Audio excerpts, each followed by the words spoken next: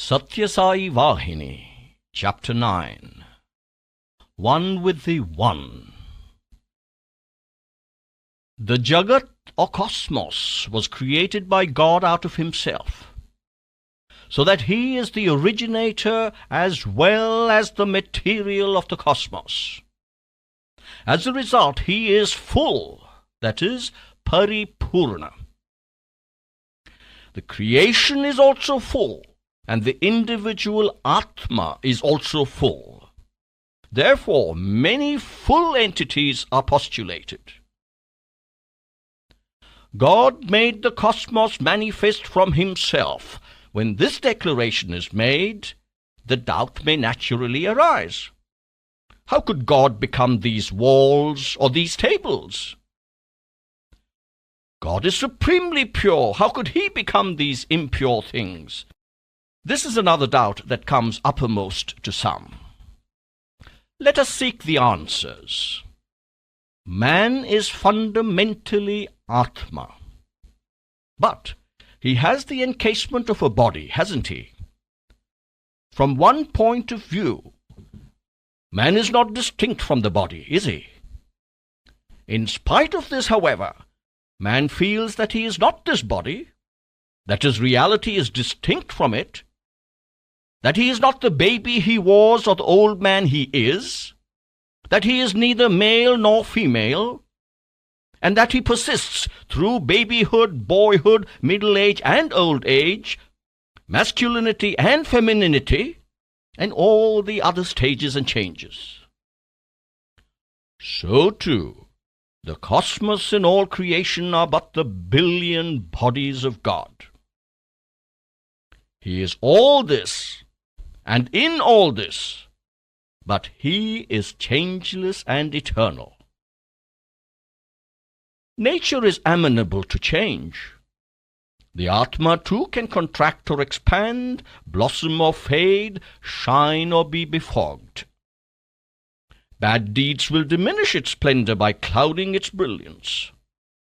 Its innate and genuine truth and wisdom may be hidden by evil thoughts and deeds. Those acts and practices that can disclose the native splendor and glory of the Atman are termed good. The Atma is unbound at first, but later it is seen as limited and restricted. Through good deeds and activities, it resumes its vastness and boundlessness. Everyone, without any difference, has the opportunity to achieve this transformation. When the time gets ripe, everyone can succeed in this and liberate himself from the bounds and bonds. But the Jagat, that is the cosmos, will not end. That is eternal, incapable of being destroyed. This is the explanation of the second school of philosophy in India. The first one is the dualist or the Dvaita. The second one is the Vishishta Advaita or the special Advaita. This is a higher stage in spiritual inquiry and experience. It posits three entities: God, the Atma, and nature, and speaks of an integration of the three. The dualists posit that the cosmos is a vast machine designed and operated by God. The Vishishta Advaitins declare that it is a phenomenon that is interpenetrated and imbued with the divine. But the Advaitins, or the non-dualists, assert that God is not outside the cosmos, that he became the cosmos, that is, Jagat, and that he is all that is. There is nothing except God, no other, no second. This truth has to be accepted by all. This is the highest truth. To say that God is the Atma and the cosmos is as the body which he operates and lives in is not correct. to assert that the Atma, that is God, is eternal and changeless. But the cosmos, which is his body, can be subject to change and transformation, is also not satisfying. What does it signify when it is said, God is the upadhana karana, the proximate cause of the cosmos? Proximate cause means the cause which produced the effect. The effect is the cause in another form. It cannot be separate from the cause. Every effect that we notice is but the cause that has assumed a new form. The cosmos is the effect, God is the cause. These statements only stress the fact that the cosmos is but God in another form. When it is argued that the body is limited and subtle, and that it leads one to the cause, that is, God, or it was from God that it has evolved and taken shape, the non-dualists would reply that it was God himself who manifested in the form of the cosmos. It may be doubted whether all this multiplicity of things and beings are really God. Yes, it is the truth. All these that the senses cognize, that come into the awareness, are God. There is nothing else but He. Our bodies, minds, intellects, consciousness, all are God. Here another doubt may arise. Why should God be so many individualized beings? Why should he be so many jivatmas? Will God, who is of one form, manifest himself as so many? How did this happen? If God had transformed himself into the cosmos, he should have subjected himself to change. All things in nature that are by their very composition subject to change suffer both birth and death. And if God has come within the precincts of change, does it mean that he too has to die someday? Has he to undergo change and ultimately end? Keep in mind this point also. Then there is another point to be considered. How much of God, what portion of God became the cosmos?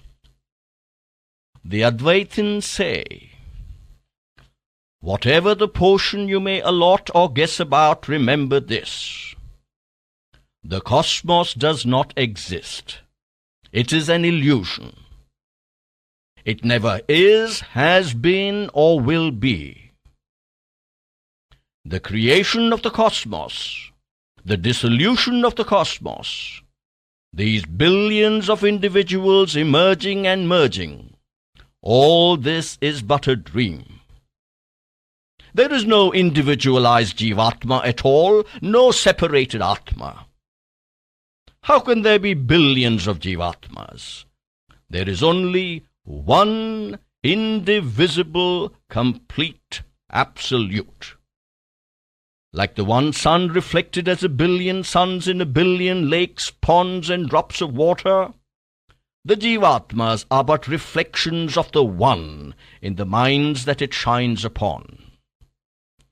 This is what Bharatiya thought emphasizes most clearly through the Advaitin thinkers.